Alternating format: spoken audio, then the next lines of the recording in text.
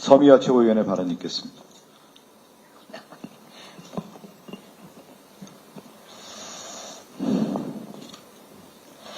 존경하는 강원도민과 강원 당원동지 여러분 반갑습니다. 소리로 보는 시각장애인 서미화 최고위원입니다. 30년 보수의 야성을 넘어선 김중남 강릉시장님, 우상호 지사님, 허영도당 의원님과 함께 강릉과 강원의 새로운 변화를 현장에서 마주하게 돼서 정말 감개가 무량합니다. 우리 민주당이 김민석 대표님 체제 3일 만에 지명직 최고위원 중 약속대로 청년 최고위원 1분, 전략 지역이면서 노동계 최고위원 1분을 지명하게 된 것을 진심으로 환영합니다. 이렇게 빨리 지도부 완전체 구성을 속전속결로 추진하는 데 노력해 주신 우리 대표님과 최고위원님 또 당직자 여러분들께 진심으로 감사드리고요. 이제 김민석 대표님을 중심으로 우리 민주당이 다시 이기는 민주당, 이재명 정부 성공을 위해 열심히 일하는데 집중할 수 있기를 기대하겠습니다.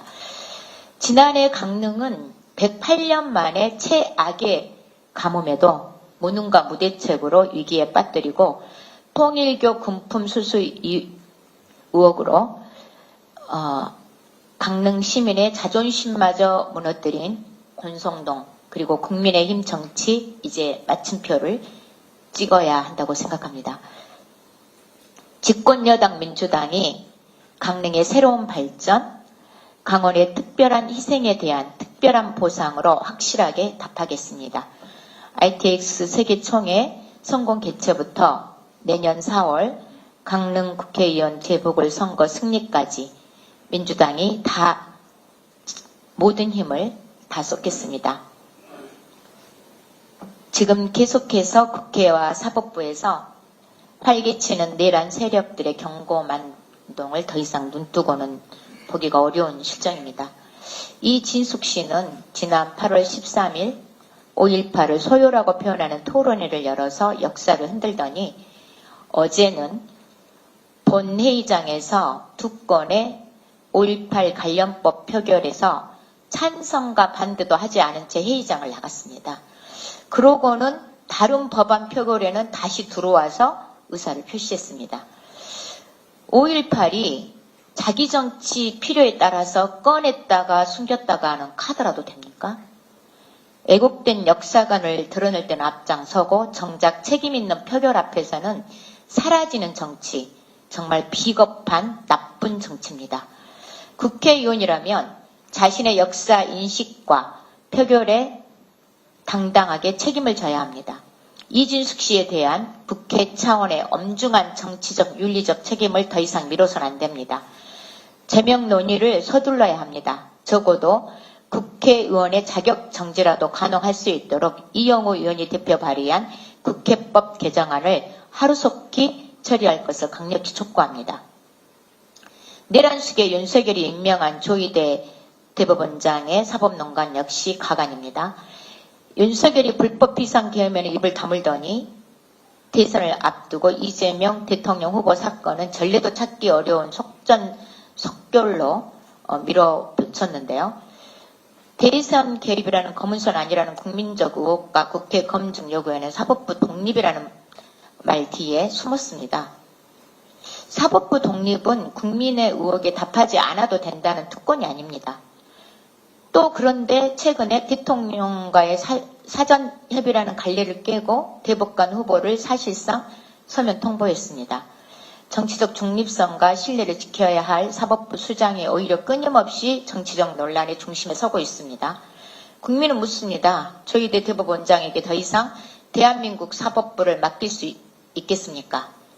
저는 분명하게 말씀드립니다. 대법원 원장은 더 이상 사법부의 권위를 훼손하지 말고 스스로 책임지고 물러나십시오. 한 가지 더 말씀드리겠습니다. 울산 방부대 병원에서 환자 사망사고가 반복되고 있습니다. 지난 2월 복지부와 인권위 울산시와 울진군 보건소 합동조사 당시 입원 환자 202명 중 129명, 63.8%가 발달장애인이었습니다. 지난 7월에는 복지부 차관이 직접 현장을 찾아서 안전과 인권 상황을 점검했지만 불과 10일 후 지난 8월 2일에 또 한 명의 환자가 사망했습니다. 결국 병원 측은 오는 9월 3일까지 폐원하겠다는 입장을 밝혔습니다. 그런데도 지금도 100명이 넘는 발달장애인이 방부대 병원에 그대로 남아 있습니다. 이제 정부와 정치가 나서야 합니다. 발달장애인이 지역사회에서 필요한 활동 지원, 돌봄 등 사회 서비스를 받지 못한 채 정신병원에 장기 입원하는 구조부터 바꿔야 합니다. 정부는 지난 19일부터 민간 합동 환자 전원 보호 지원단을 가동하고 있습니다. 필요한 조치라고 생각합니다.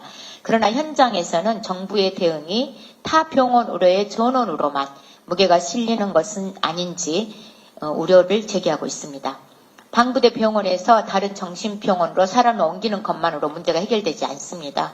발달장애인을 대규모로 입원시키는 정신의료기관의 운영 실태와 인권 상황을 전국적으로 검토해야 합니다. 동시에 정신질환자와 정신장애인이 지역사회에서 회복하고 살아갈 수 있는 사회 서비스가 턱없이 부족한 현실도 반드시 개선해야 합니다. 정부는 현재 전국 7곳에 불과한 동료 쉼터를 2030년까지 17개 곳으로 확대할 계획입니다. 좋은 출발이라고 생각합니다. 특히 올해 통합 돌봄이 시행된 만큼 정신건강 영역에서도 지역사회 지원 기반을 더 넓혀야 합니다. 이제 정신장애인 동료 지원 쉼터와 동료 상담을 더 확대하고 주거와 돌봄, 지역사회 사례관리까지 촘촘하게 연결해야 합니다. 민주당도 정부와 함께 필요한 입법과 예산을 꼼꼼하게 챙기겠습니다. 병상을 옮기는 것이 아니라 사람의 삶을 지역사회로 돌려놓는 것, 그것이 이번 사건의 해결의 출발점이 될 것입니다. 이상입니다. 네, 다음으로